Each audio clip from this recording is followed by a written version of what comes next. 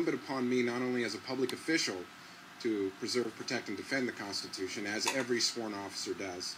I once again commend Sheriff Joe for taking the courage, as he usually does, on tough issues, to do the right thing. And I trust, Sheriff Joe, that many of my colleagues will soon join publicly in that, and many of them, I'm sure, will be willing to answer questions from the media. So with that, I do need to depart. I would normally stand ready to answer questions of the media after this. However, I do need to get back to the legislature. So should you wish to contact my office, I'll be happy to comment on this subject. Thank you again, Sheriff Joe. Yes, my office number is 602-926-3018.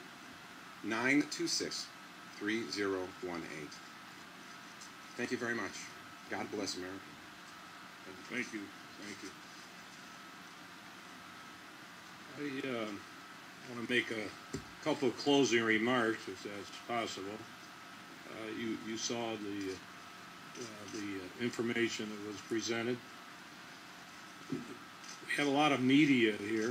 I'm sure some already has, hate to say that, inferred that this investigation is pointless, silly, trite.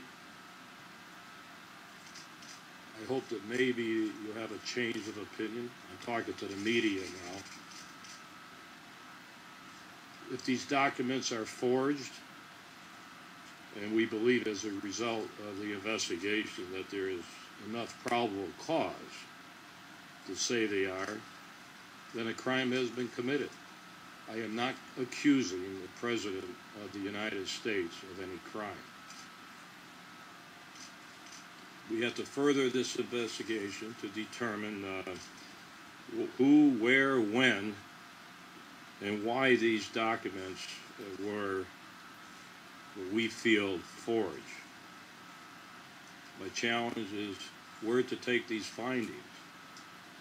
I'm an ex-federal guy, 30 years as a top federal law enforcement official. I know a little about the federal government. What other governmental entities have jurisdiction over this matter? I have a little concern with that.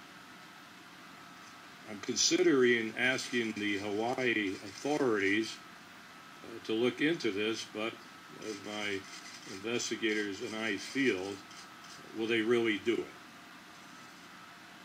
Will they do an independent investigation, fair, honest, professional? I don't know. So where do I go next? Well, we have a United States Congress. Do I ask for a congressional investigation, bipartisan? We'll have to decide where to go. These are two alleged crimes, forgery and fraud. Those responsible, whoever they are, should be brought to justice. I don't care who they are. And if I'm being criticized for enforcing the law on felonies, this is wrong. So the president's name is out there, his birth certificate is out there. I want to find out if there is any forgery or fraud.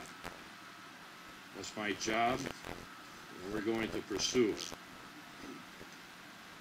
If nothing else comes out of this investigation today, if it all fails, or in the future, what we have learned, I think all of us has really learned something over this. We need a better process to vet people running for president of the United States of America, if nothing else comes out of this. I'm very, I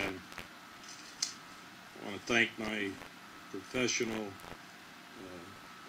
posse, you especially, Mike. We have other expertise. I think you forgot one thing. We have sworn affidavits from many, many people all over the world on this matter. We're just not picking stuff out of the sky that people have been reading over and over again. This investigation is not over. So we're going to continue to do our job. I will continue as the elected sheriff of Maricopa County to do our job and see where it takes us.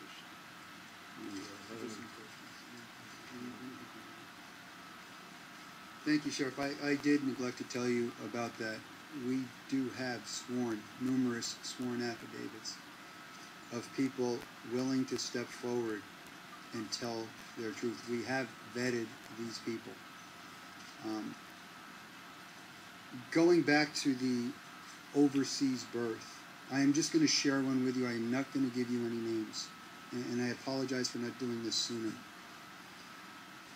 We have a retired government employee who had a conversation in the 80s with Barack Obama in the front yard of the home of the mother of Bill Ayers. You all know Bill Ayers. During that conversation,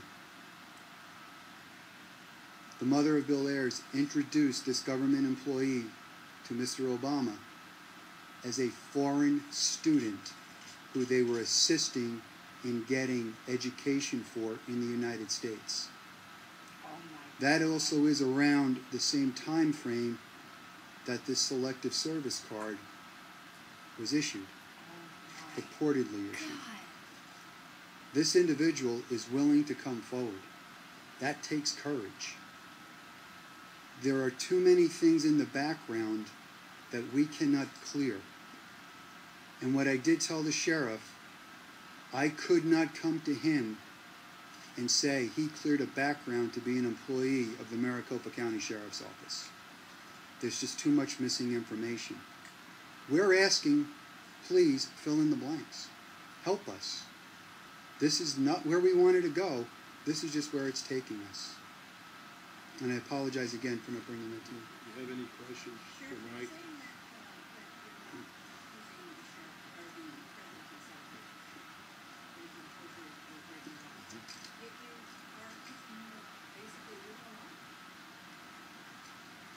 What was that? That he's...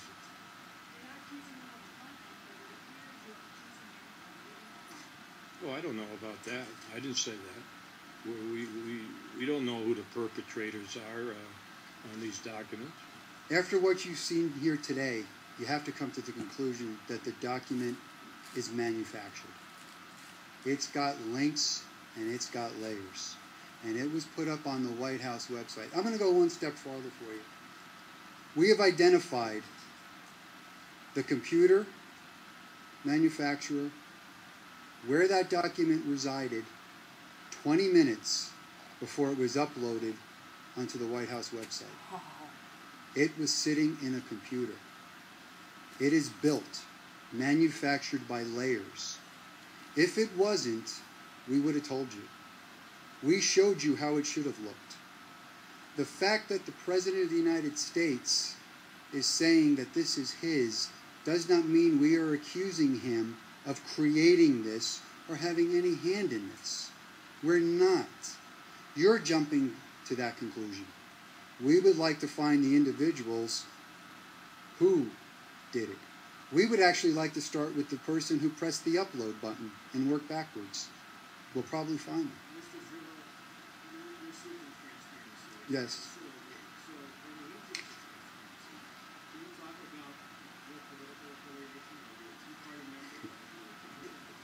No, I am a Republican. I am a Republican. I'm not a Tea Party member. And I'll give you my funny little story. This was not on my radar screen. This issue was out there. I don't know really, at that point, really much about it. I didn't know who Jerry Corsi was. The name was familiar. But I'm not a political junkie. It'll be a little comical. I was literally sitting in front of my computer eating a bowl of Cheerios when I was asked to come down and see the sheriff. This was not on my radar screen. I was the one who led this investigation trying to validate the document. Attorney O'Rourke is in the audience and she could testify to that. For 3-4 weeks of our meetings, I want to validate this thing. I didn't want this to happen, but it did.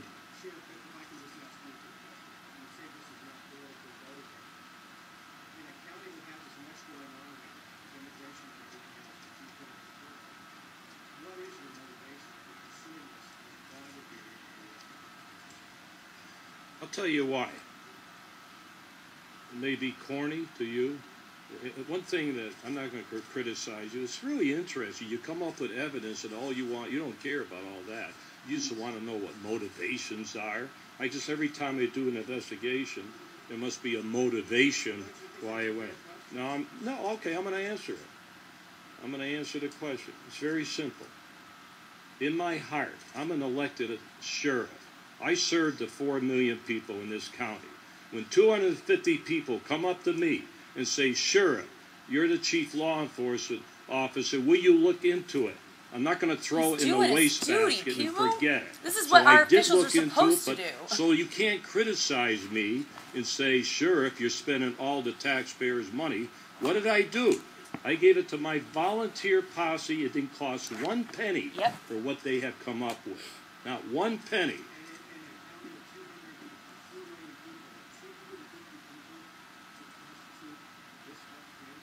Sometimes it takes one person to open up an investigation. Your office has been accused of mishandling hundreds of such crimes over other investigations. Why prioritize this? I didn't prioritize anything. They're free. What else are you? No, hold on. You're talking about something that occurred 5 years ago that we took care of, and you keep bringing that up. I do all different types of investigation.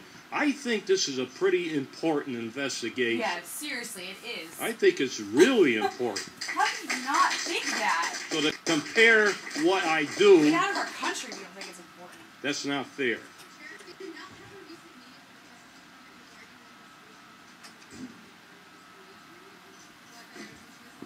You know, what's that got to do with this?